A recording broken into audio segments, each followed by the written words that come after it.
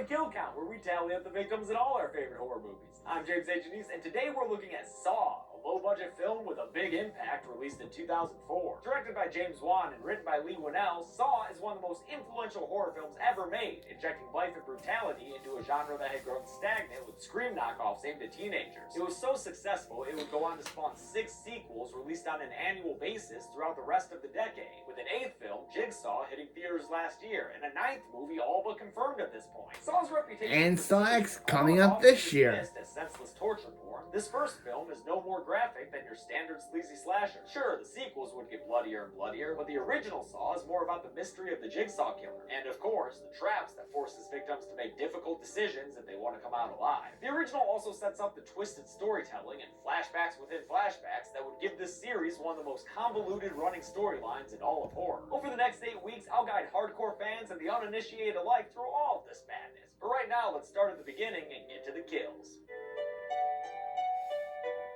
The movie begins with a blue light surrounded by darkness. The light's attached to something floating in a tub of water, and when this dude wakes up in it, the light goes straight down the drain. Later, we'll learn how much that sucks. Bathtub Boy calls out, confused in the darkness, and is greeted by a very gravelly voice. Turn on the lights! Would if I could. When the lights do come on, they blind this guy like it's 3 in the morning and he had to get up and take a pee. He's in the bathroom, and across from him is the gravel-voiced gentleman. Between them is a body, lying in a big pool of blood from an apparent self-inflicted gun wound to the head. In one hand, the gun. In the other, a tape recorder. And both the living men find their ankles chained to the bathroom pipes. A lot of us have seen this movie 1,000 times, but I always try to remember that this setup is instantly intriguing, and also probably helped start the escape room craze that I love so much. Our bathtub boy is Adam, played by screenwriter Leigh Whannell. Damn, this dude can write and act? What's your name? My name is very fucking confused. What's your name? Well, at least he can write. The other guy is Cary Elwes, trying real hard to hide his English accent. His character's name? He's Lawrence Gordon. I'm a doctor. He's a doctor, and he too just woke up. He's doctor. Neither of them can remember getting there at all. I went to bed in my shithole apartment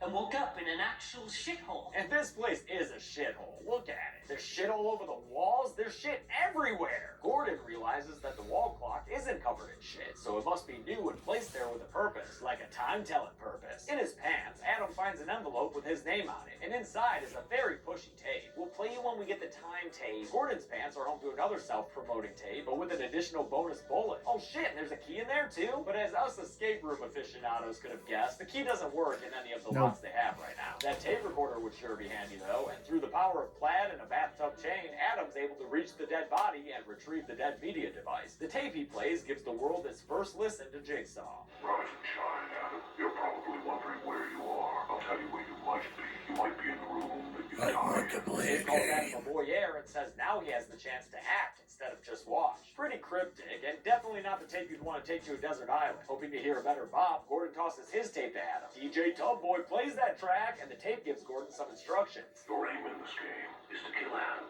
You have until 6 on the clock to do it. It also spills a bunch of other info, like how the dude in the room shot himself because he was super poisoned, that X marks the spot for treasure, and that if he doesn't kill Adam by 6, then Gordon's wife and daughter will die, and he'll be left in this room to rot. Let the game begin.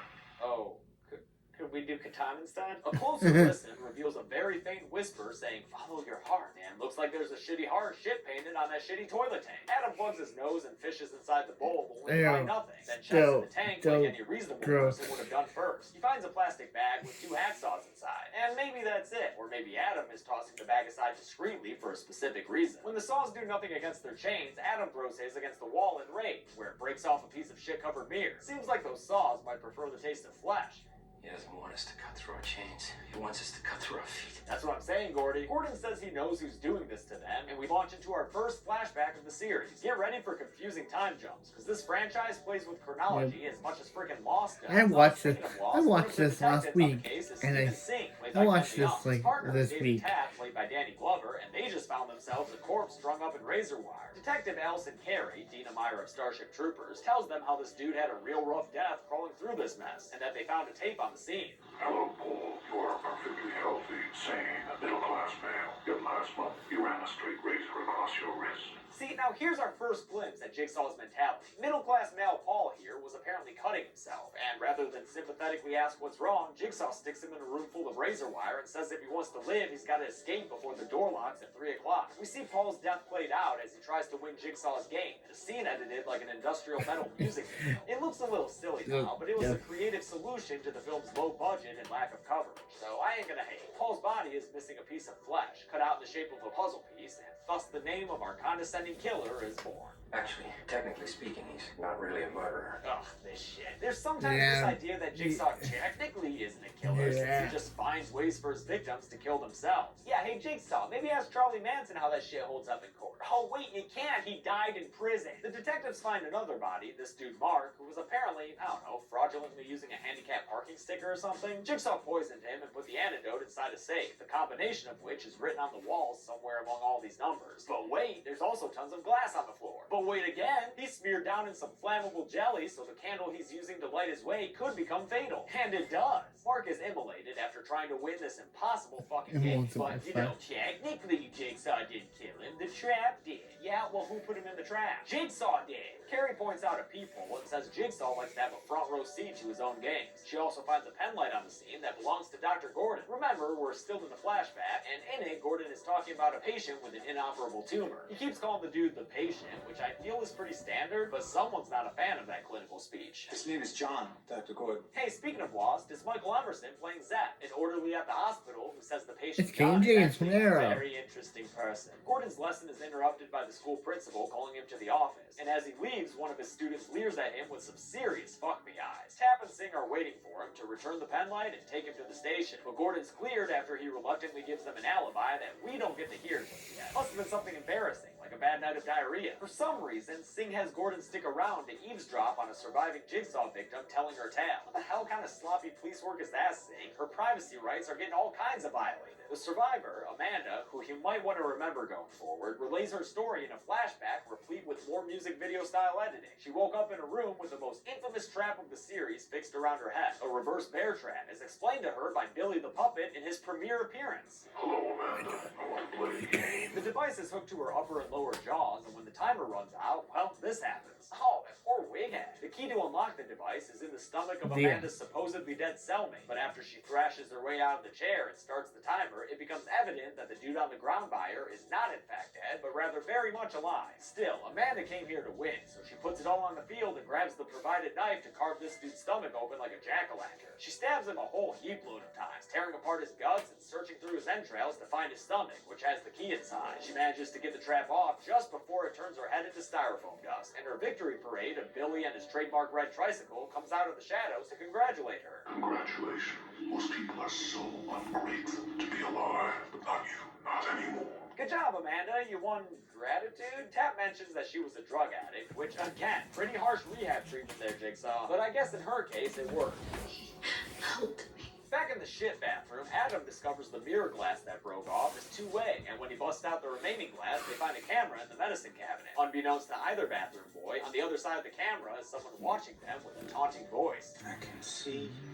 Gordon talks about his family for a while and tosses his wallet to Adam so he can see a picture of the Gordon clan. But inside the wallet is a pic you probably wouldn't want to send out with the Christmas cards. On the back of this scary terrorist picture is a reminder that X marks the spot, but with an additional clue saying sometimes you see more with your eyes shut. That doesn't make sense. Adam doesn't divulge this information to the doc and instead pockets the scary pic for himself. Another flashback takes us to the last time Gordon saw his family, after his daughter Diana woke up his wife Allison to say there was a bad man in her room. Gordon helped put Diana back to bed by playing Levy Boy's favorite game, This Little Piggy, but right in the middle of weeing, he gets interrupted by his beeper going off. On his way to answer the call, he gets into an argument with Allison in their weird fucking living room. What is that curtain? They have a little stage back there? Maybe they should use it to perform this marital drama they've got going on, since their relationship is obviously on the ropes. Gordon leaves, and back in Diana's room, she sees an eye peeping out of her closet. Her scream brings Alice into the room to find a ghost! Nah, it's not a ghost. It's just a mean-spirited son of a bitch who holds the Gordon family hostage in their own home and plays a sick game where he listens to Diana's heartbeat rise as he holds a gun up to her mom's head. Viewers watching the top of the frame see that this bastard is Zep the Orderly. Is Zep Jigsaw? I don't know. As Zep Tap Saw looks out the window. He's spied upon by someone through a camera. It's Detective Tap, working out of a room with crazy all over the walls and growling about Gordon.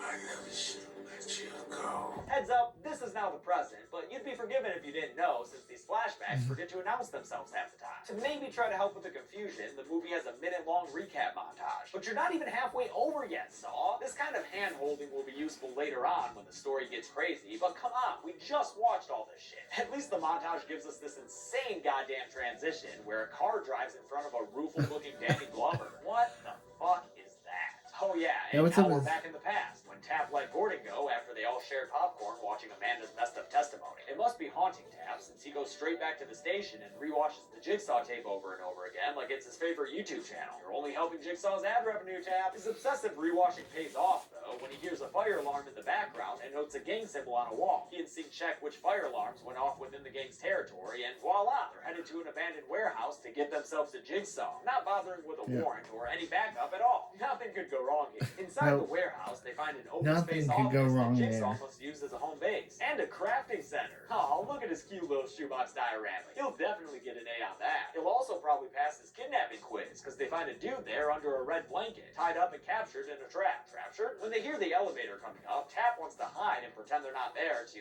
I don't know, see what Jigsaw does or something. It doesn't make any sense. Just arrest the guy in the elevator. But instead, they watch from the shadows as Jigsaw, in a snazzy black and red robe, checks on his captive and spouts off his arrogant bullshit. Don't cry. I've given your life a purpose. The detectives come out, but having given up the high ground, Jigsaw is able to kickstart the trap and frustrate them by saying the key to unlock it is in this giant ring. Tap calls Jigsaw sick as he tries to arrest him, and Jigsaw's all like, yeah, I'm sick of your attitude. Just kidding, he's actually sick from cancer. Sing finally gets some sense and shoots the trap to pieces, but that's when Jigsaw uses a hidden sleeve blade to slash Tap's throat and run the hell away. Sing gives chase to Jigsaw and even manages to shoot him in this dingy hallway. Good shot, Sing, but don't forget that Jigsaw is a boob man, by which I mean booby traps, because when Sing steps through some cobwebs, he trips a wire attached to a bunch of ceiling-mounted shotguns that fire down and blow his freaking head off. Like a lot of this movie's gore, it's not super explicit, but it's still a pretty cool kill. Plus, it's finally a character death that we actually care about. Jigsaw gets up and leaves, only a little worse for wear, right as Tap arrives to see Sing dead and get photographed crying out in anguish. He didn't actually get photographed, but the bizarre editing sure makes it a little confusing. This movie's so damn messy. Present-day Tap speaks raspily from his now-healed throat wound as we're reminded that he's watching Zep, who is still watching Gordon and Adam. Oh yeah, Gordon and Adam. Can we get back to those bathroom boys already and move the story forward instead of back? Thanks. Adam finally decides to act on that photo hint and tells Gordon to turn off the lights. That reveals an X on the wall that didn't show up before because the glow-in-the-dark paint hadn't charged yet. Gordon busts through the to find a locked box. And once again, us escape room pros are eagerly raising our hands to say, hey, the key from earlier should open that bad boy up. And it does. Inside is a cell phone, a couple of cigarettes, and a secret note to Gordon saying the cigarettes aren't necessarily poison. At least, not yet. Gordon tries the phone, but it doesn't work because it's only meant to receive calls. And god damn it, what, another flashback? Okay, sure. We're in a parking garage in a scene that looks soap operatic for some reason when Gordon fails to notice a camera flash to the face. He also fails to notice this red robe-clad pig-headed person crawling on the ground towards him. It's Pighead Mr. rushes Piggy. him and jump cuts aplenty get us back inside the shit room, where Gordon is questioning how Adam knew to turn off the lights. After some grilling, Adam The first reveals appearance wall of picture Mr. Piggy. Gordon, who's so spooked by it he can't help but yell out in rage.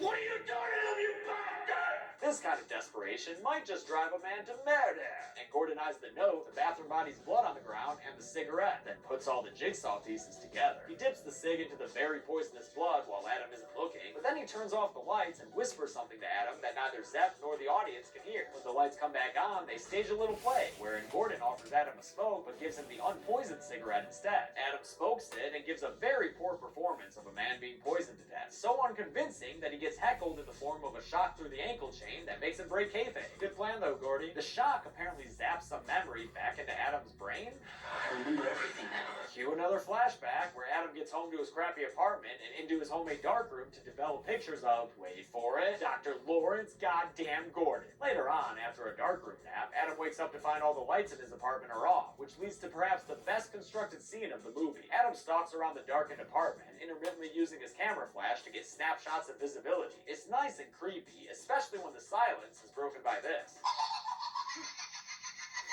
Billy's iconic laugh. E. Puppet, who's lounging on a lazy boy. Adam takes a bat to Billy and bees that. But he should probably be more concerned about the pig head in the Miss closet. Piggy. That's how Adam the shit room. Gordon gets a call on the cell phone from his tearful daughter saying, "Yo, you fucked up not getting that bad man out of my room, Pops." Allison takes the line next and tells Gordon that Adam lied to him and knows him. But then the line goes dead. Gordon demands to know who Adam is, and he responds sounding like a real guilty little boy. You know who I am. That line delivery is the scariest thing in the movie so far. In response to being called a liar, Adam throws it back at Gordon and says, "No, you." And we flash back again to that soap opera parking garage where we see Adam is responsible for the earlier seen face flash. Cool. Then we see what else was in that plastic bag from the toilet tank. Adam's pictures of Gordon that he's been collecting for days, since he gets paid to track rich dudes having affairs. Affairs like the one Gordon almost had with that thirsty grad student in a seedy hotel room. That's right, I said almost, since he stops it before anything happens. When he leaves, he goes, "Oh my God, back to that parking garage for the third time in like 10 minutes? Yes,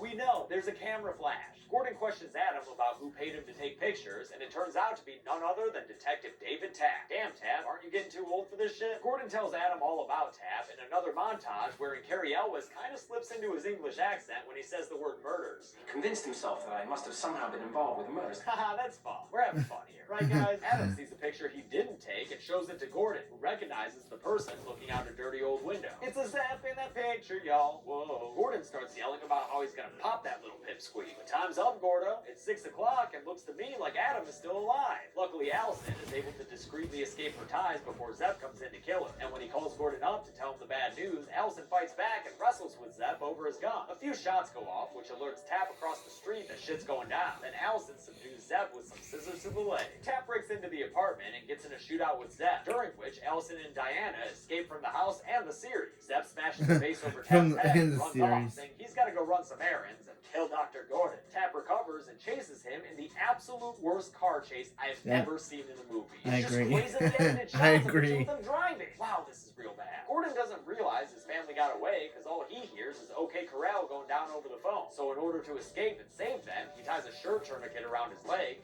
and prepares to earn this movie its name. While there are a couple shots of him sawing at his ankle, most of the amputation is left to the imagination and shown through shots of a horrified Adam and a crazed Dr. Gordon. We never even see the end result. We just know he's done when he tosses the saw aside. Meanwhile, Tapp has chased Zep down into some tunnels and manages to get him up against the wall. But Zep escapes by slinking down and shooting Tapp, catching him in the chest, and surprisingly Tapp was a killing him. good This really is character. the end for Detective Tapp, who falls to the floor dead. Unsurprisingly, Danny Glover would be one of the few actors in the series who never returned for even so much as a flashback. Lawrence crawls his way over to the bathroom body and takes its gun, which he loads with Chekhov's bullet from the beginning of the movie. He's pale as a ghost as he apologetically tells Adam that he's gotta do what he's gotta do. You have to die. No, I wanna live! I wanna live! Sorry. He shoots his bathroom buddy to the ground and cries out that, "Come on, he did it! Let him go now!" But when Zep shows up to the party, he tells Gordon it's too late. Them's the rules. He goes to shoot Gordon, but gets tripped to the ground by a still-living Adam, who realizes that fists are too good for Zeppy Boy. So he grabs the toilet tank lid and beats Zep's head to a bloody pulp with it. Once again, it's not that explicit, the entire thing being shown through low-angle shots of Adam, but Lee Winnell sells it, and the kill ends nicely with the tank lid breaking. Gordon crawls over to Adam and tries to offer some comfort. I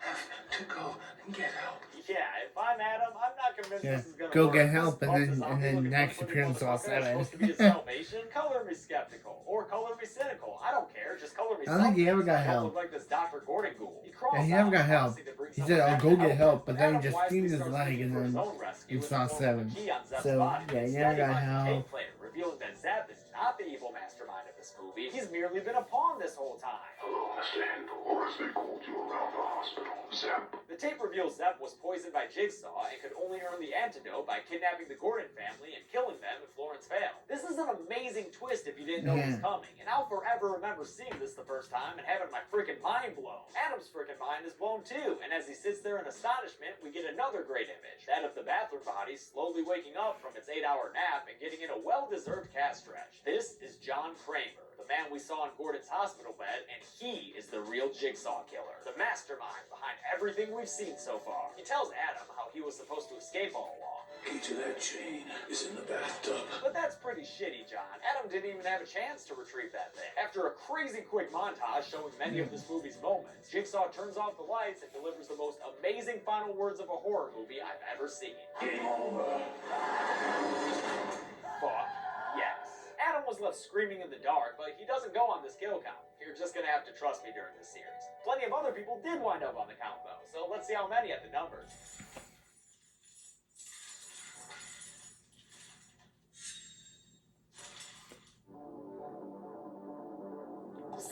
died in Saw, and because Amanda was able to escape her trap, all the victims were male. So we're kicking off this series with the Blueberry Pyrite Band. With a runtime of 103 minutes, we got a kill on average every 17.12 minutes, which is a little slow, but this game has only just begun. I'll give the Golden Chainsaw for coolest kill to Zep. It doesn't happen on screen like a lot of the gore here, but it's still effective because of Adam's unbridled rage. Plus, killing someone with a toilet tank lid is good stuff no matter how it's done. Dol Machete for lamest kill definitely goes to Tab. A single slug to the chest is no way for Roger Murtaugh to go out. And guess what? For the Saw series kill counts, I'm proud to announce 2 new awards that I'll be handing out each episode. The Platinum Punji Sticks will go to the coolest trap in each movie, regardless of if they killed anyone or not. And the inaugural winner will of course be the reverse bear trap that Amanda escaped. Despite not getting to see its end result, this trap has become the quintessential Saw trap, and it's so violent that you even kind of feel for the mannequin that gets destroyed during the demo. Conversely, the Rusty Mouse trap goes to the movie's lamest trap. I'll give this one to Adam's bathroom trap, because like what? His whole game was to just not let the key go down the drain when he woke up? And that's it. Saw came out in 2004 and changed the horror genre forever. Not everything about it holds up 14 years later, but it still deserves recognition for how influential it was. I'll take a look at the first sequel, Saw 2, next week, but until then, I'm James A. Janice. This has been the Kill Count. Thanks a lot for watching today's Kill Count. New series, new set. How do you like it? I have some more Saw problems. And Saw 2 will be tomorrow, so yeah. Next time you see this background, Saw 2. fancy. It's a work Saw in 2 progress. tomorrow. I've